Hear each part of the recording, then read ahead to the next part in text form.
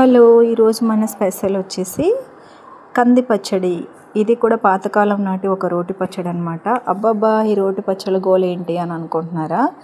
మన అమ్మమ్మలకి నానమ్మలకి ఈ రోటి పచ్చడి చేయడానికి ఏది కూడా అనర్హం కాదండి. గోంగూర, చుక్కకూర, పుదీనా, కొత్తిమీర, చింతపండు, చింతకాయలు, నిమ్మకాయలు వేటితో అయినా మన వాళ్ళు పచ్చడి చేయగలరు. అలాగే శనగపప్పు, కందిపప్పు, పెసరపప్పు, మినప్పప్పు వీటితో కూడా చేయగలరు. అలాగే వంకాయ, సొరకాయ, బీరకాయ, దొండకాయ ఇలా వేటితో అయినా అద్భుతమైనటువంటి రుచికరమైనటువంటి రోటి పచ్చడి చేయగల ప్రతిభ మన తెలుగు వాళ్ళదే అన్నమాట.